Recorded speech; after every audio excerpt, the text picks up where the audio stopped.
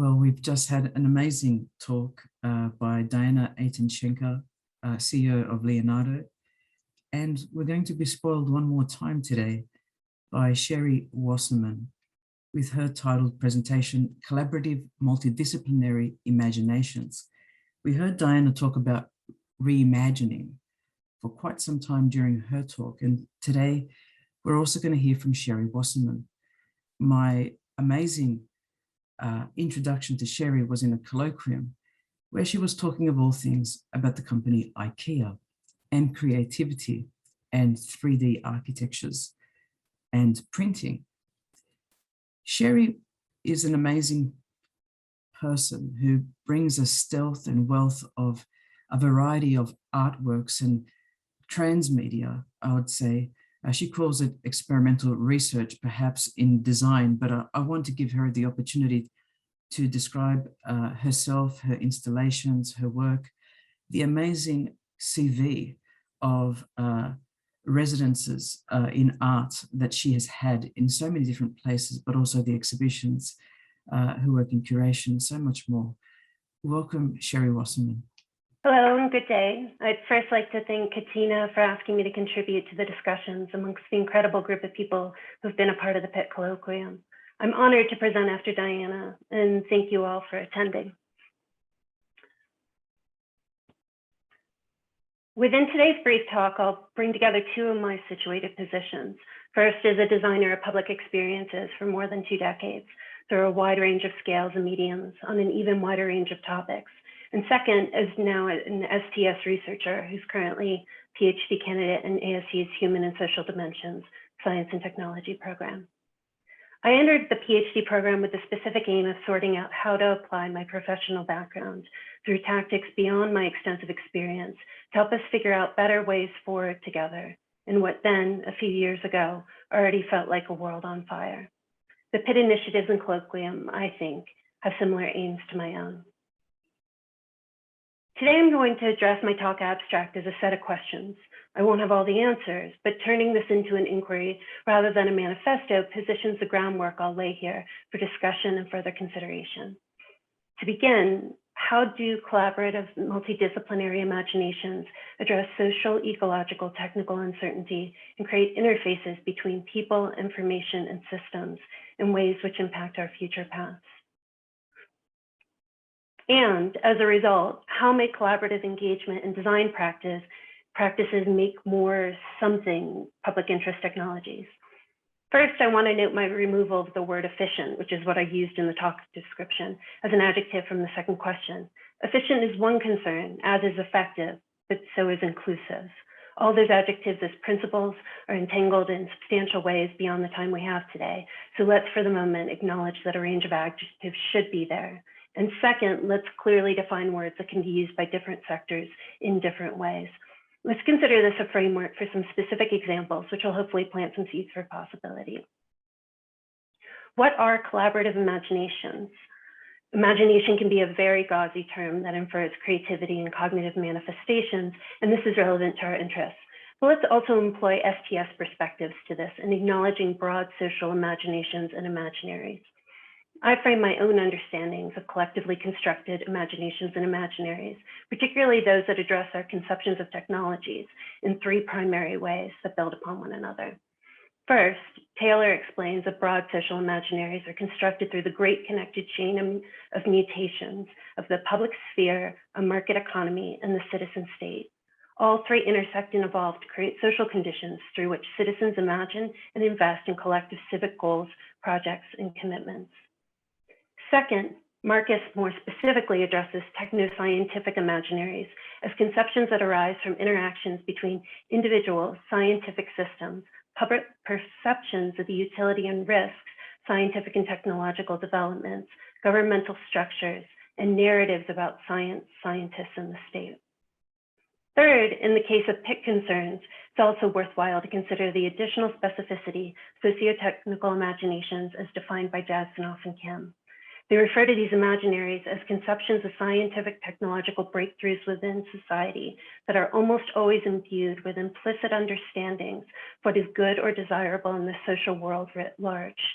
Socio-technical imaginaries are collectively imagined forms of social life and social order reflected in the design and fulfillment of nation-specific scientific and/or technological projects. Jesenef and Canmore also argue that socio-technical imaginaries are articulate, feasible futures. Now, I've mentioned not just socio-technical uncertainty, but social-ecological-technical uncertainty, because the projects I'll reference here and my current research intersect all three. What's the difference between these two types of systems? At its simplest, socio-technical systems describe the ways in which society informs our development of technologies and how our adoption of technology simultaneously molds society. Social, ecological, technical systems are often more specifically situated in the ways in which we are entangled not only between technology and society, but also the environments and ecologies within which we live, work, impact, and are impacted by in return. Now, why do we care about impacting future paths? Let's think of this first as less about whether or not interacting with a better form improves one access to healthcare, for instance, which may have very tangible results for individual futures. And instead, let's frame these questions and how impacting future paths may expand our imaginations in all previously defined ways, what's not just probable, but possible futures. According to cognitive psychologists, humans each develop and maintain internal databases, mental maps of our past, present, and potential futures. When individuals revise and add to the data records, they expand both their comprehensions and their expectations. Individual and collective expectations always include evaluative data and values. However, future studies scholars explain, if individuals, organizations, and communities consider the future to be something that can be transformed, they engage with and embed additional values into those expectations. The future is not fixed, even overly predetermined, or something to simply be so. The future may be seen as open, and individuals, organizations, and communities have the agency to impact what the future may become. From the definitions I've just run through, you may have begun to get a sense of why the concept of multidisciplinary collaboration matters. Public interest technologies, again, conceptually, including but beyond the build of better form notion, involve themselves with knotty problems and require multiple perspectives towards working together on solutions may provide the most beneficial impacts to both systems and users. To explain multidisciplinary imaginations, I'm not going to define the concepts for you. Instead, let's do two things. One, let's look at two projects that I've been involved with as part of my design career and within my current research. And two, let's discuss these projects not just as experiences, but actually as intersections between people, systems, and information. For the purposes of this talk, let's consider these intersections as different forms of conceptual and design interfaces. And this is where we're going to focus through the rest of the talk. In other talks within the Colloquium, and if you, like I, have been trying to get your head around what we mean when we use the term public interest technologies, you've heard about human-centric design practices. I'm all for the intentions of human-centric design approaches, but I also find in practice, the application to sometimes be overly binary. I'm thankful for those in the design community who continually work to evolve our forms of collaboration and engagement. I'm personally heavily influenced by Krzysztof Wodiczko's interrogative design approaches and a big fan of the framing of design justice practices as articulated by Sasha Costanza-Chock, but as a noted representative of a much larger community. I'm also personally a continual work in progress in the ways in which I aim to integrate respectful ethnographic exchange methods into how I approach each project and research site. For the purpose of this talk, let's think about design processes as interfaces in themselves. If human-centric design is an interface that's a back and forth, a call and response, can we more expansively imagine other forms of exchange? We're going to view these examples from the positions of what they created, how they address the posed questions, and what we might learn from their strengths in supporting multidisciplinary imagination towards collaborative design. So Rivers of Ice was an exhibition of photographs by cinematographer and mountain climber David Brashears that paired 19th and early 20th century photographs taken by explorers of the Himalayan mountains with second documentation of the same locations photographed by David over a period of years beginning in the early aughts. The exhibition included a combination of paired photographs, historic artifacts, a minimal number of quotes from writers who'd impacted David's work and worldview, and a multi-layered map system that grounded visitors to the exhibition held at the MIT Museum in Cambridge, Massachusetts, in the locations throughout the Himalayas. The design of the exhibit was fundamentally staged for multidisciplinary collaboration, in part because MIT, as an educational institution, wanted to both appear as apolitical as possible in talking about the impacts of climate change, and wanted the exhibit to be used as a tool for discussion rather than as a documentation of certain rhetoric. In this case, what that meant from a design approach is that there was little to no didactic information. The opening of the exhibit in 2012 remains one of my favorite examples of potential use of exhibits for multifaceted discussions. As visitors arrived, they were each given a randomized number, each number aligned to one of a handful of experts from whom visitors would receive tours. The experts ranged from a geologist, to a hydrology engineer, to a science journalist, to the director of the museum. The tours were given simultaneously, so as I wandered through the opening, I was hearing intersections and overlaps, completely different stories, and those that seemed to enhance one another, as they all used the exact same images, maps, artifacts, and quotes as jumping off points for discussion. At the end of the simultaneous tours, the museum brought together all of the experts for a panel discussion that was watched by all the visitors at the opening. Though much less in depth and rich than the tours, the panel participants spent time discussing key points of potential contention and possible collaboration on perspectives for thinking about impacts of climate change and how we might conceive of ways forward. If we think of this exhibit as an interface, the artifacts of the physical space told fundamental stories of global issues witnessed by individuals who had their literal boots on the ground in this specific location, and how the visible fundamental change in those landscapes were evocative of our changing world. That essentialism, in this case, worked as a bedrock for opportunity for both deeply targeted and the evocation of fundamentally multifaceted collaborative imaginations. Rather than a back and forth paradigm to integrate viewpoints, we might say that it allowed for peaks and valleys of layering of perspectives, metaphorically the base of for something of maybe a more mountainous form of engagement.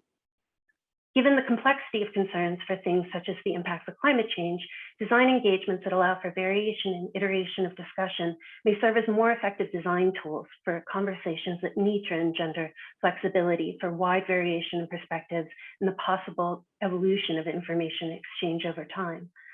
This type of literal interface may be a difficult proposition if we're talking about fixing a government system full of forms, but I think it's useful in two ways. First, we can imagine our design research, even our overall build plans, in ways which flexibly allow for multifaceted input, in ways that strengthen the overall process without overburdening it. And second, if we think of public interest technologies more broadly, so things that catalyze our imaginations about our engagements with government in the future, maybe we can also think about what sorts of artifacts become the bedrock for multifaceted discussions, and how we may design interfaces between our essential information systems and people that allow those exchanges to be generative and evolve over time so that we may continue to expand our notions of what a collective future path forward may be. The COVID tracking project, which I'm going to refer to as CTP, was a geographically distributed networked effort to gather and analyze pandemic data in the face of socio-technical failure. 4 co-founders, 2 journalists, a data scientist, and a content strategist, began CTP in March 2020 to acquire pandemic-related information that was not offered or easily accessed through US state and federal agencies. Initially meant as a stopgap measure until governmental data became more accessible, reliable, and comprehensible, the project evolved and expanded into a massive, mostly volunteer-powered civic technoscience initiative, persisted for the entire first year of the pandemic. Variably skilled team members taught themselves, each other, media outlets, government agencies, and wider publics how to comprehend evolving COVID-19 knowledge, parse multiple types of data, and utilize technological tools that they built and iterated upon to support their daily collection efforts. From my minimal description, you begin to get a sense of what this was, both as a multidisciplinary collaborative imaginary and about what our relationships to government and society may be, and as a fundamentally multidisciplinary collaboration between not just variably skilled team members, but also an incredible range of expertise. The leadership team itself included public health experts, data scientists, polished storytellers, mostly in the form of journalists and technologists. But the specific academic and career backgrounds of both the leadership and wider initiative varied widely. And this is where a less tangible but absolutely essential aspect of what made this project work came in. From my months of observations of Slack channel communications and virtual meetings, I witnessed a form of engagement that I rarely, if ever, witnessed to the extent that it was forefronted at CTP. The importance of ethics and care between people inside and outside of the organization, as well as for the data and communications, was absolutely essential for the team. And I would argue that it was absolutely essential for their ability to accomplish everything they did. Did they need to create a nuanced emoji library of thousands of images, one so complex and embedded in the culture that even after months, I still emoji communicate at the level of a toddler? Or celebrate each other's pets' birthdays with multi-page PDFs of birthday wishes from their own pets? Or create slide deck presentations of appreciation for one another? Or the stories I could tell go on in the most incredible ways. It's possible that logistically the project may have been built without these remarkable, soft, playful, sympathetic skills, but I'm not convinced. If we think of CTP's relationship between people, information, and systems as a particular kind of interface, how they perform their ethics of care were fundamental connectors. Given the local and national situations of the team members who worked entirely online and represented most of the 50 states, navigating uncertainty was core to their project in multiple ways. They simultaneously attempted to parse the situation of COVID data, federal and state, while trying to make sense of what COVID-19 is as both scientific, public information changed, while iterating, developing their own responsive technological forms, while navigating their own individual challenges about exposure, new work and family concerns, and configurations in their own environments. They woke up each day in a strikingly evolving world, choosing the task of collecting and making sense of both the data and our situations. And here's where I want to note a way in which CTP handled uncertainty differently than nearly any other trusted data source. Despite many brilliant members and a stellar level of work product, the organization's culture was one of humility. They deliberately noted aberrations in the data, questions, concerns, and reasons they found for variations. They were absolutely transparent in ways which more traditionally institutionalized sources weren't, even if they knew they and others were using the exact same sources to create their reports and analyses. Uncertainty wasn't just something they navigated as both people and an organization, it was also a key point to their communications, and their communication of such was in part why they became such a trusted source.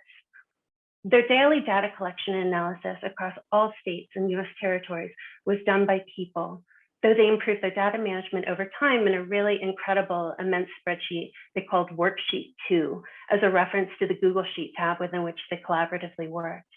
Individuals first multiple times a day and then later once a day manually collected data from state websites, asked questions, sent emails, and made phone calls to find missing pieces and clarify confusion.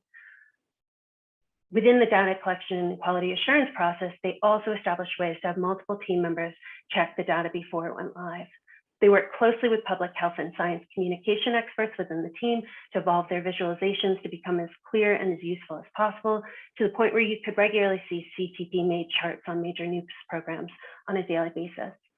CTP as a people information systems interface was incredibly layered, entangled, and supportive both within the ways in which the organization operated internally and how they intersected with governmental agencies and the general public.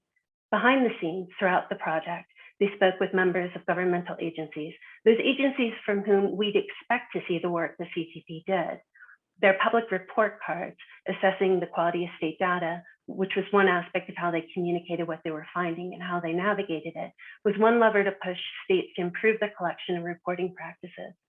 Their efforts supported redesign and improvement in government data systems, and they were regularly called upon to present their perspectives and findings to members of government who appeared to be earnestly attempting to assess where the US government had gone wrong in its response. In their last month of operation, they held public workshops about their processes, data sources, and findings, and their extensive documentation may be unprecedented for a project of their sort. This is only a tiny glimpse into what I've learned about CTP, thanks to their incredible trust and generosity in allowing me to observe them as part of my dissertation research. I also acknowledge that I don't yet have a succinct diagrammatic version of CTP's structure as interface to describe in the way that I felt that I could for Rivers of Ice. However, I hope that some of these descriptions provide possible visions of subparts and or complex configurations.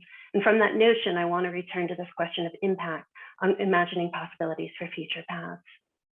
On their last day of data collection in March 2021, there was a massive outpouring of appreciation sent to them both directly and across social media and more traditional media channels. Two of my personal favorites were by Chris Hayes and Rachel Maddow.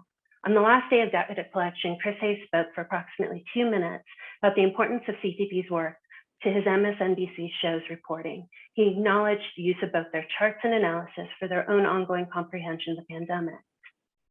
He also acknowledged that the project was ending in part because it should not have needed to happen in the first place. CTP arose to compensate for major governmental socio-technical failure. And though we now see multiple ways that addressing crisis could play out, we should expect better. Either that night or the next, the new head of the CDC was interviewed on Rachel Maddow's show.